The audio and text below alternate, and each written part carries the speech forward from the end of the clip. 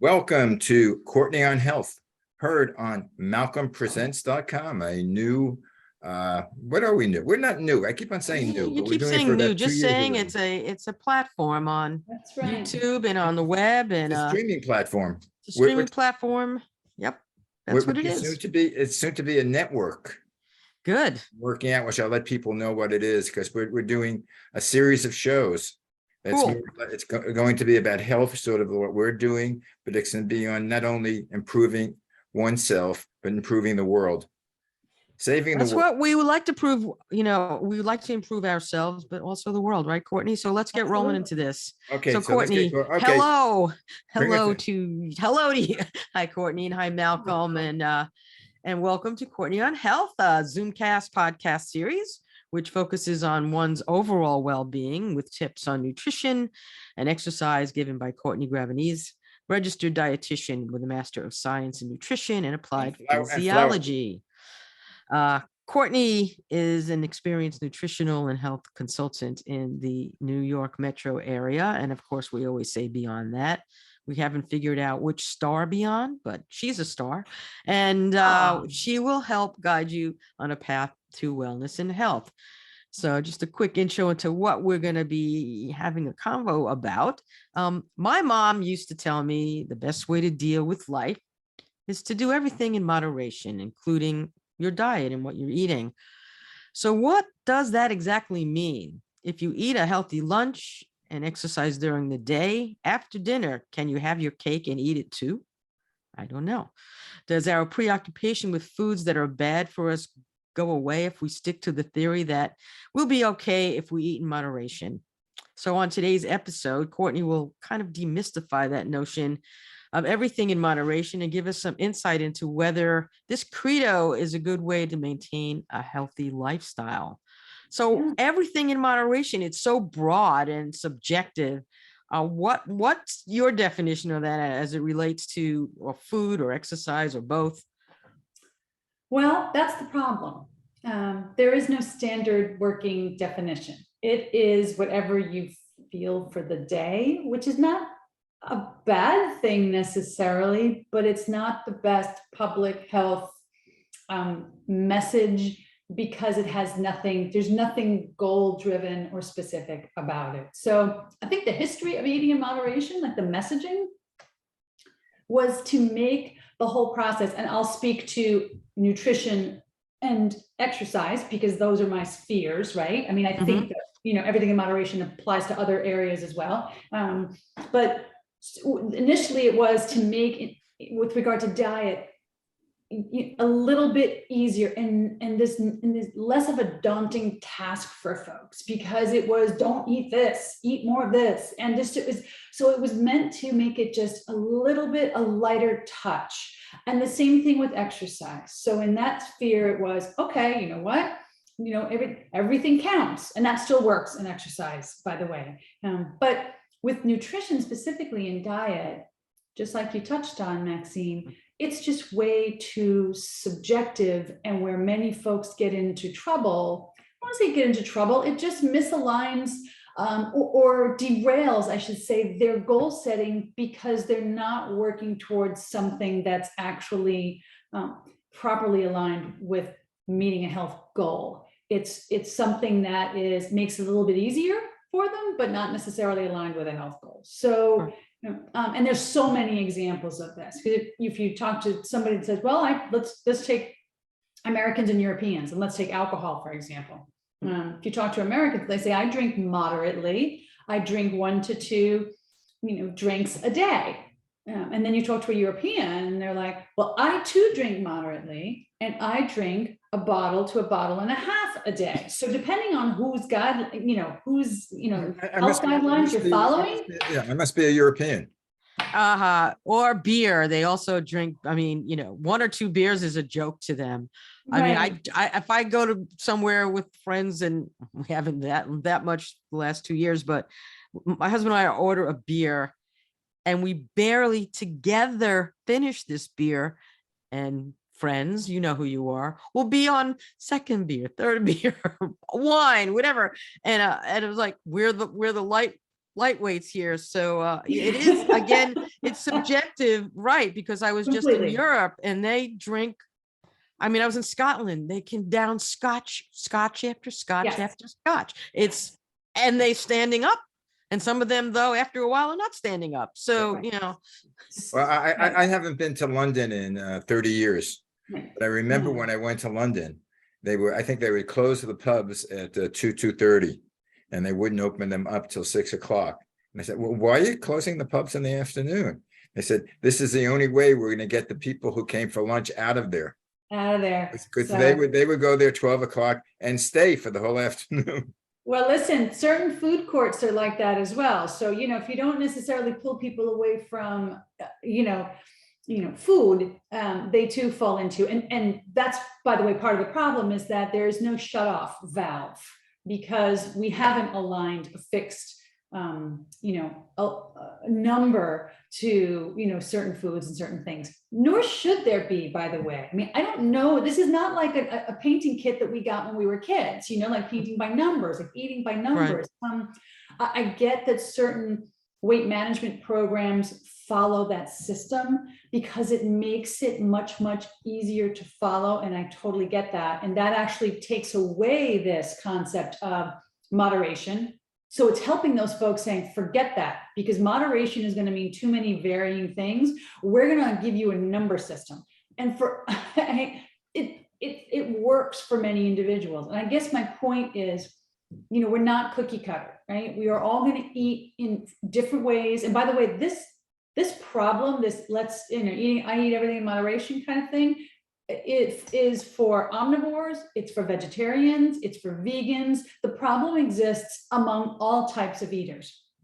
So this is not just the omnivores issue. This is an issue we see in almost every type of diet that people can follow. but is this like you're eating well, you're exercising, but you want that little bit of ice cream at night, or you want that little piece of cake, whatever and is it, in your mind, you're going, well, my calories today, I burned off 600 calories. So I can have this little ice cream today. I mean, I think a lot is psychological too, obviously, because in your mind, you're going, well, I did this, now I can have that. Right. So how do you debunk that? How do you deal with that? Right. Well, there's two things that we can kind of unravel a little bit there. And the first thing that you're addressing is sort of the eat what I've burned off philosophy, which I think is, I understand the appeal, but it is not necessarily the greatest system to follow for two reasons. One, and although the watches and all these devices that calculate our calories burned are very, very popular, they're not necessarily always the most accurate. So that's number one. So you may be eating more than you actually have burned off for the day.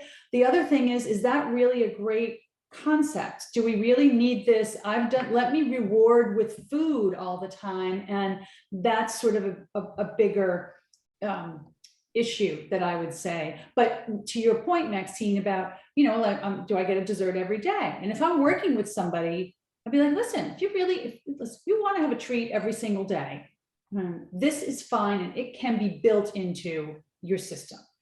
Especially if your former self was somebody who was eating 3 treats a day and you've moderated that to get down to 1 treat a day, well, that's a movement in the right direction. Somebody, however, who might be saying, well, I do eat sweets moderately, and it's, it might be, let's say, a quarter of their caloric intake for the day.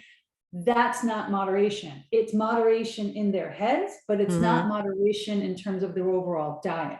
So it's hard for people. I mean, I get it. Everybody can't, work with a dietitian or work with a nutritionist or get the input from their healthcare provider. That might not be available for everybody all the time, but all the more reason why conversations like this need to come up, because when you hear as a consumer or a listener, everything in moderation, I want the devil angel, however you right. on there. One shoulder's the devil, the other's the angel. Right.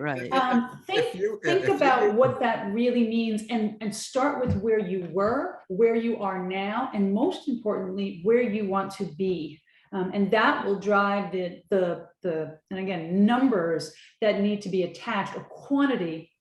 to that moderation that you're trying to If, achieve. if you eat healthy foods, and you're not worried about the caloric intake, is it okay to overeat? Let's say, we're talking about watermelon. I love watermelon. I could eat half a watermelon at one sitting. I mean, literally. Or fresh corn, without the butter and salt. I could eat, 2, 3 corns. Is that bad for you? Or even nuts, with sunflower seeds or cashews. I can eat a lot of them. I know calorically it's not good, but Right. nutritionally is it bad if I Well, overeat them? keep in mind, I mean, I guess, you got to define bad, I think. First, first of all, what we know about, so the definition of a moderate, I think the message for the moderate, like eat everything in moderation, that will lead to a overall better sense of well-being. We know, decreases heart disease and all of these different things. The message really there needs to be including a diet filled with fresh fruits and vegetables, less processed foods, reduce your red meat if you eat too much of it, that kind of thing. What you might run into for somebody who's eating the same foods all the time, Malcolm, and let's just say calories are never a problem. And I will tell you that as we get older, eventually the calories catch up with you, is that you're just being exposed to the certain set of micronutrients. So that moderate diet really needs to comprise a lot, it doesn't necessarily need to be incredibly varied, but varied enough to expose you to all of the compounds or many of the compounds that we know lead to less disease risk and keep you healthier. So yeah, I think that, it'd be fine if you're doing that for a short, and let's face it, corn's only in for a short season. So I don't blame people for throwing it back for while it's there. So, because it goes away, but rarely do you want to limit yourself to just one subset of micronutrients. But what about dessert? I mean, everyone likes dessert. Sure. My husband likes dessert. My son likes dessert. They both eat fairly decent for the most part. My son works out, eats, he eats pretty good. I mean, I think, there are areas he can do better in, but I know, my hubby he's like, he has to have the ice cream after, the meal. I don't know. I The mean, Chinese food. yeah, well, I'm just saying, like, people like to have their scoop. So I don't know what to tell him if I should be screaming like, stop doing that every night. I don't know how to even approach it. I think we should just have a meeting with you. Yes, So yes, you should. But that's the what's thing. going to have to happen, I think. But that you just hit the nail on the head, Maxine, and that is the problem with the one size fits all message of everything in moderation. Well, if I'm talking to you and your husband and we say, okay, let's work it backwards, and you don't need to, obviously you're not telling me this right now. What are your health concerns? Where are you trying to be? And if that one scoop of ice cream after every dinner is working and it fits within those goals, well, then there's your moderation. It's one Right. scoop after dinner every night. And it's impossible to make a sort of public health, everybody across the boards follow this advice, this moderate, and have it work. It just won't. And I think, and I will just base, it's not just my experience with my clients, it's what we're starting to see in some research, particularly, I know, Maxine, you and I touched on sort of the messaging, the social media messaging and its Right. impact on overall eating. But I wonder if, it's again, it's not the greatest messaging for most folks because it allows a much bigger bucket of opportunity of potentially unhealthy foods, that it makes them feel a little bit better, but it's not necessarily, again, going to align with their greatest health concerns. Yeah. And the fast food is I can see a big problem. And having just been in Europe, I see all the US chains are there. Yeah. The KFCs, the Wendy's, the McDonald's, they're all there. They're all packed. I don't know if it's the tourists or the locals. I mean, I don't know who's there. And so you see that the American influence, and quite honestly, I mean, at this point, the American diet is wavering in terms of, what you're putting in your body Right. from these fast food places. Again, what's moderation? Do you treat your kid to McDonald's once a week, once a Right. month? I mean, Right. how do you do that? What do you do? You're a dietitian. You have little, you have a little guy. No, well, yeah, and I will tell you that, anybody who knows me or has been a client of mine knows that, and we're going to talk about this in a second. You must separate out as a clinician your personal biases from how you counsel individuals. Because what I do specifically for my family, although I will tell you, I mean, I practice what I preach. You will not come into my home and, see a bunch of cheese curls in here, and then we're eating that for breakfast. So that being said, what I do specifically might not necessarily apply or be reasonable for somebody else.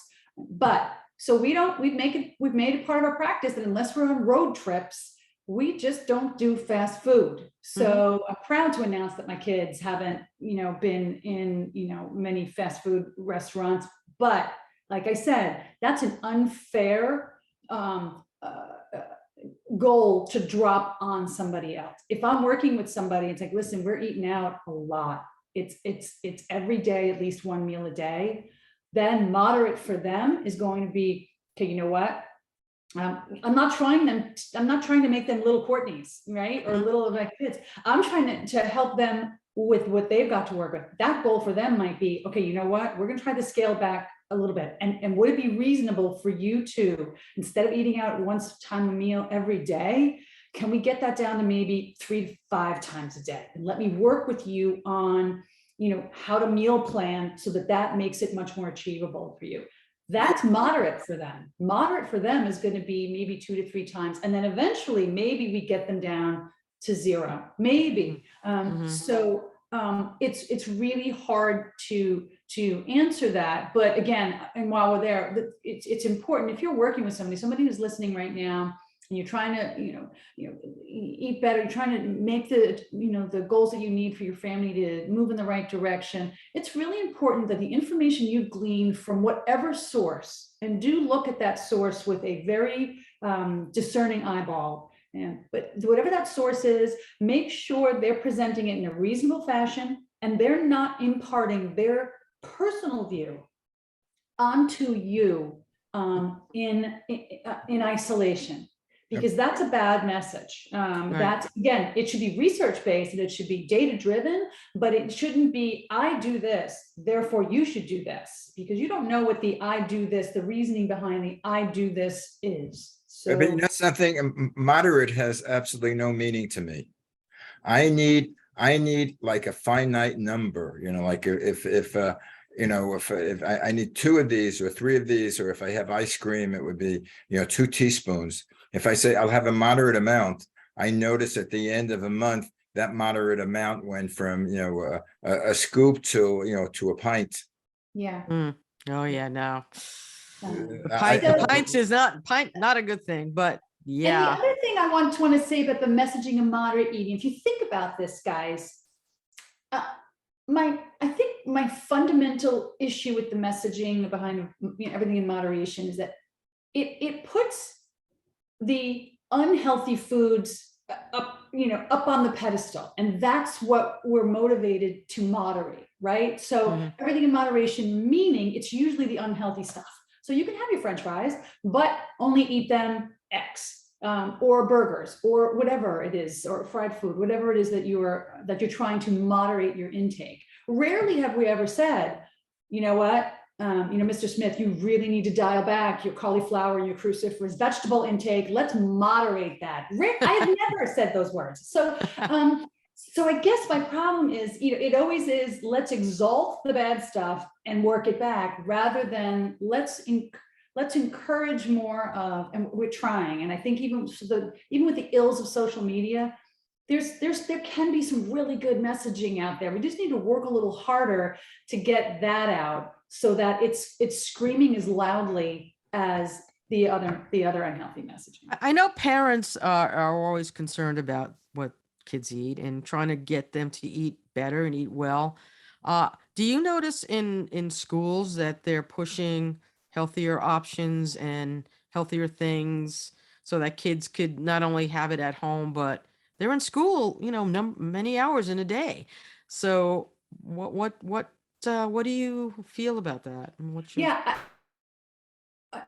from what I'm reading around the country and certainly within our school district here, which I know is a luckier school district than most, they are the food service system, along with the administration in the schools, is trying very, very hard, and they've done, I think, a very good job of improving offerings for children. Now, here's the hurdle though.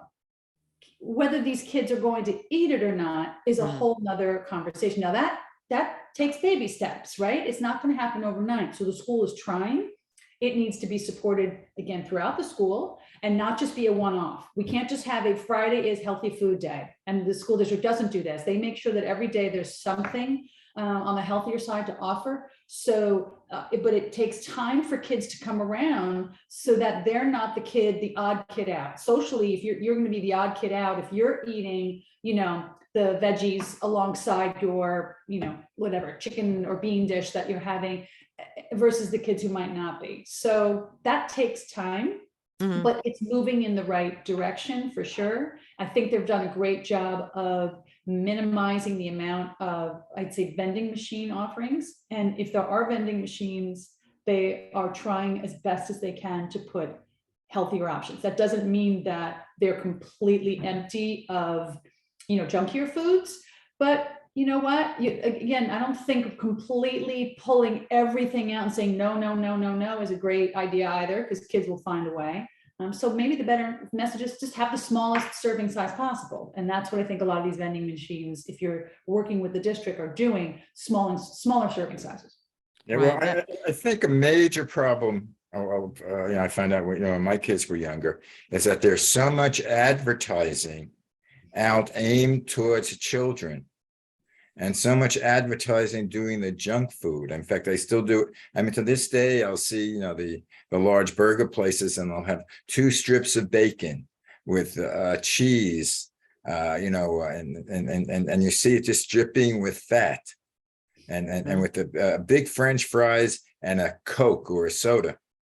Right. This is So there's two things. This is sort of like the ideal. Yeah. So there's 2 things going on there. So kids don't watch typical commercials anymore, right? It's embedded, there's product placement. It's a very different world for them. That doesn't mean that the messaging is not there and they're not getting exposed with these advertisements. But so there's the hidden message, the product placement that they're certainly seeing. Some of it, I have to say, at least, some of it is, if parents are used to eating a lot of fast food, in all likelihood, kids will be exposed to a lot of fast food. So that's why it's important to work with the family as a whole. And the other side, and this is what Max and I were talking about, is, and I think we don't really have a lot of research yet. Do we really, really know the impact of what younger kids, remember, young kids have phones now, all the social media posts that surround themselves around food? So do we really know that impact on them yet? And I don't know if we have the answer. So something to be aware of, though. Like if you're scrolling through and you're seeing that picture of the bacon, Malcolm, or the Uzi burger, do we know for sure that that's not having an impact on their dopamine and their hunger patterns? I don't know if we have that answer yet. Well, I find out that for some reason I become a more conscious of the movies and the TV shows featuring young adults that could be either high school kids or college kids or just out of college. And primary thing, when they get together, everybody is drinking. Everything is alcohol, whether it be beer, whether it be wine. It's almost like you can't have fun without getting a little high, without drinking the alcohol. And I don't know what message this is sending, because I know, let's say, which of course they're not doing it anymore, but look at the old movies, old television shows from the 40s and 50s. Everybody had a cigarette in their hand. Right. Until it became, very gauche, very unfashionable to smoke. Now the same thing is, everybody, look at some of the, the modern TV shows. Yeah. Everybody is drinking. The first thing they do when they come to a party is, oh, what would you have to like to drink?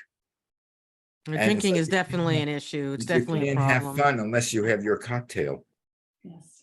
And I don't know why. Maybe it's just getting to be with age, but I'm going, And this is not the message. And then they wonder why there's so many people driving when they're drunk.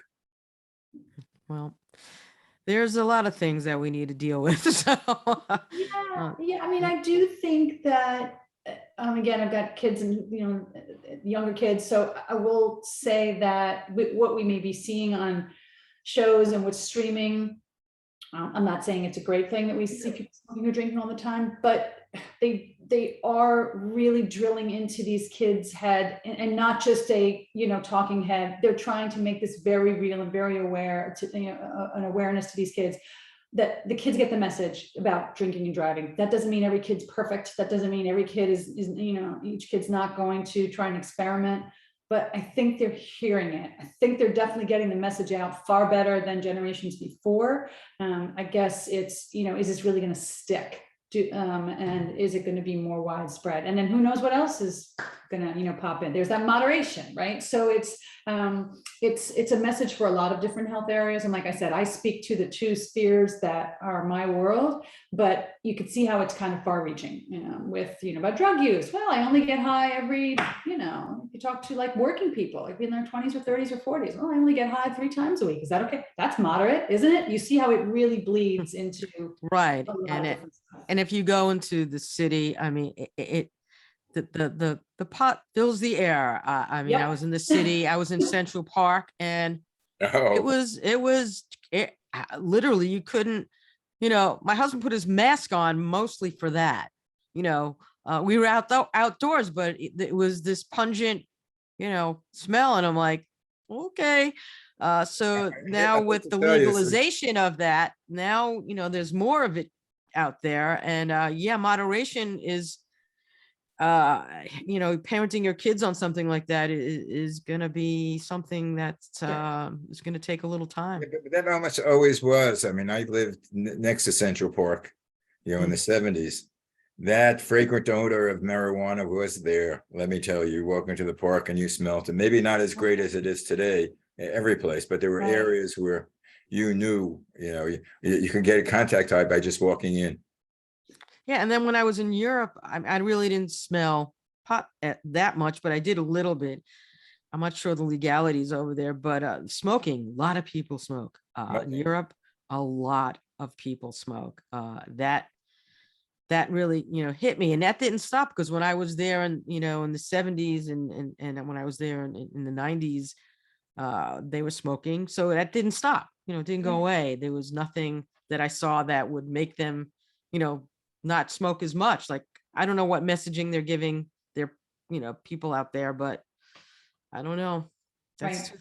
something we need to deal with. Well, I think it's still legal there, and in the bars and restaurants for people to smoke. Over here, at least it's illegal. You can't. They have the non-smoking sections. Uh, I don't Well, I know. can only speak to when, you could not smoke in the restaurants, but these might have just been the restaurants we were in. So, Mhm. but I just want to mention one more thing before, because I know I'm We're gonna. gonna get off soon. Shortly. You're gonna get the But hook. with regard to exercise, keeping in mind, and I have rarely had to have this conversation with a client, but it does exist. And I'm sure there are people out there, maybe sports medicine specialists, or people who deal more with individuals with perhaps eating disorders, about exercise. I mean, there are some individuals where moderate is really taking them back, because they're doing sort of, they're getting a lot of stress on the joints, they're exercising too much. So you can Mhm. see how, once again, that definition of moderate is not going to work. So this person could be exercising every single day, full throttle. That's too much, right? So we got to moderate that and pull it back. So it's not always, necessarily, adding up or dialing back. It could be a combination of the both. Especially if, elders, hitting 60 plus, your Excuse me. muscles, your joints, you're a baby. Stop it. Yeah, they don't take the pounding as well. That's So I think, if you overdo it, you're gonna mess yourself Yeah, up. but So something, just personally, I have arthritis on the shoulders and the back. If I don't do anything, I still have arthritis in the shoulders and the back. It doesn't get any better. yeah, but I'm not saying to stop. I'm saying that if you, like you used to run marathons, you're not going to run a marathon now, I don't think. Yeah. Maybe you will, who knows? Are you? Well, I'm waiting till I get into my 90s. Okay, good He's idea. running a mental marathon on a He's daily right. basis. His mental, Mental marathon. we're all mental. So everything boils down to the brain anyway, right? What we're I thinking. still, I ran marathons, but I haven't broken the 4 hours. I mean, No, I've always done it, in 4:05, 4:10. I always wanted to break 4 hours, but I never got there. I have a friend who came in 80 in the New York Marathon. Oh, my goodness. 80.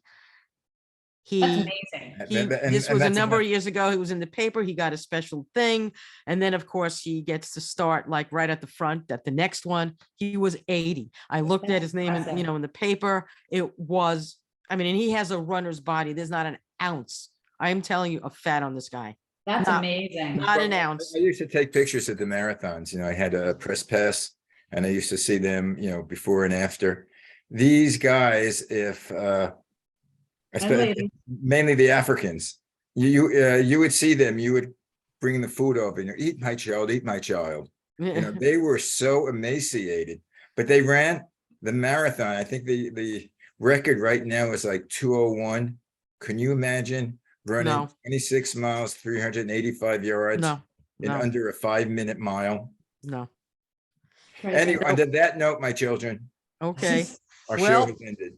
Still think of moderation. It has its good points It and can, yes. but you gotta always think, a little beyond the box when you're doing everything. Okay, So, Max, take us out. thanks for joining us for Courtney course. on Health. Thank you, Courtney and Malcolm. To get more info, follow Courtney on her Facebook page, which is Courtney on Health, or on Instagram at CLG Wellness, on TikTok. Wow. And visit her website, CourtneyGravenese.com. For more shows, go to MalcolmPresents.com and theManyShadesOfGreen.com. This is Courtney on Health, Smart Sound Nutrition, Strong, Safe Fitness, and we will catch you again next time. See you next time. Bye. time. By the way, what Bye. kind of tea are you drinking, Courtney? This is throat coat, slippery elm tea. Throat coat. I gotta get some out of it. Bye. Bye.